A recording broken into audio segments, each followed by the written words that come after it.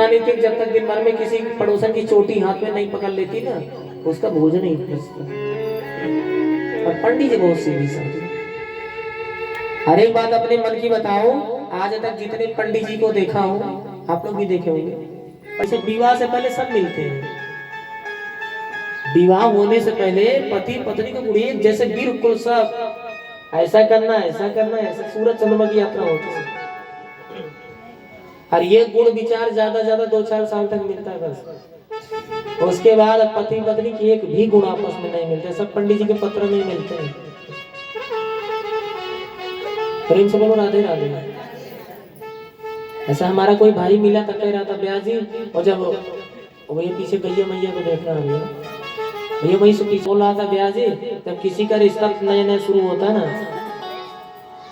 Stage programme होता है ना, तो पत्नी बिल्कुल चंद्रमुखी लगती है, क्योंकि शुरू होता है डेंटिंग पेंटिंग में।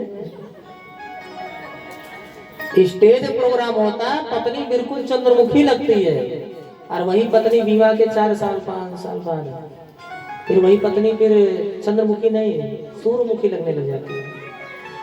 और करीब 8-10 साल बाद के बाद पूछो भाई साहब अब क्या लगती है, तो कहते ब्याह जी तो बिल्कुल ज्वालामुखी लगती है। प्रेम से बोलो राधे राधे।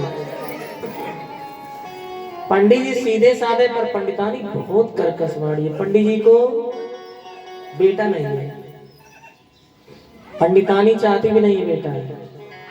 हर एक बात आप सभी से और कहूँ, पड़ोसी अच्छे मिलते हैं ना तो भगवान की कृपा से अच्छे मिलते हैं, और कहीं ज्यादा अच्छे पड़ोसी मिलेंगे तो जड़ से उखाड़ के फेंक देंगे।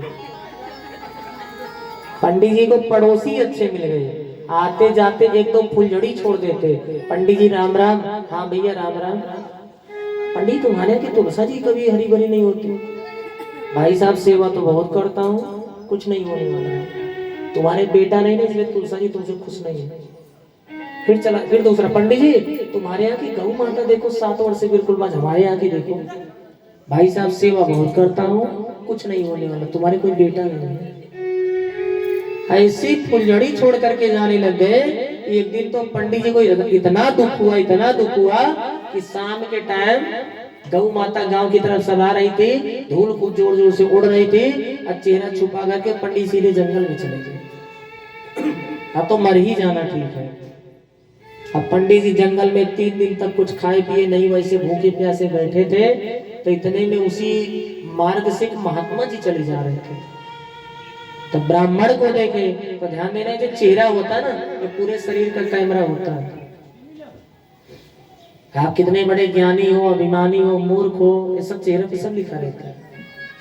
महात्मा को लगा ये ब्राह्मण ज्ञानी है, विद्वान है, तो ये रो क्यों रहा है?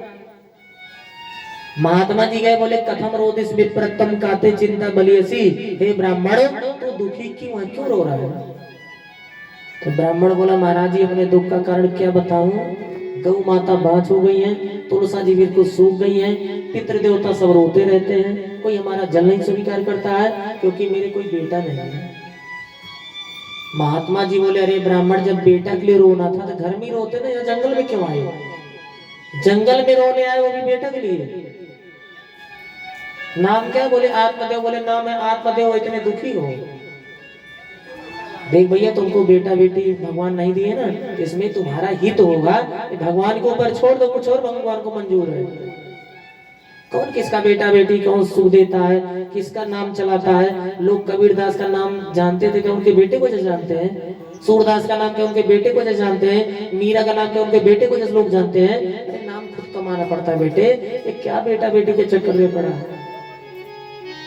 ब्राह्मण बोला महाराज जी मैं भी शास्त्री जी हूँ, दूसरों को उपदेश मैं भी अच्छे से दे लेता हूँ। तो फिर रही बात तुम महात्मा, मैं सोचा कुछ तुमसे अपना बताऊंगा तो कुछ दुख हल्का करोगे, और तुम तो हमें शास्त्र पढ़ाने लग गए। फिर तुम्हें क्या मालूम, तो तुम बाबा हो ना, तुम्हें क्या मालूम बच्चे का सुख क्या होता है? जब छोटा सा बच्चा और जब घर से आंगन से निकल के बाहर की तरफ दौड़ता पापा पापा कह के, तो क्या मन में रसगुल्ले फूटते, तुम्हें क्या मालूम? महात्मा जी बोले देख ब्राह्मण, वैसे मैं कुछ बोला नहीं चाहता था, तू तो खुद ही हमको ज्ञान देने लग गया। मैं सोचा तेरे को कुछ समझाऊं, पर तू तो खुद ही मेरे को समझाने लग गया। हे ब्राह्मण, सप्त जन्म बधित पुत्र नयोच। हे ब्राह्मण, 7 जन्म आगे 7 जन्म पीछे तुम्हारे कोई बेटा बेटी नहीं होंगे।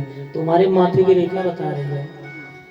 ब्राह्मण इतनी जोर का सिर पटका। अरे महात्मा जी बोले मर जाएगा। ब्राह्मण बोला महाराज जी मरने ही बैठे थे, तुम मिले तो मैं सोचा को दुख हल्का करोगे।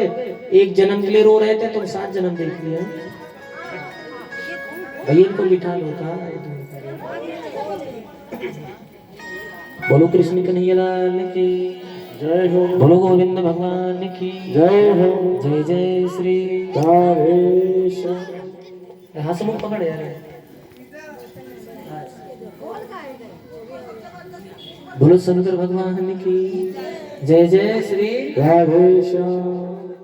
ब्राह्मण बोला महाराज जी मरने बैठे थे पर तुम 7 जन्म देख लिए।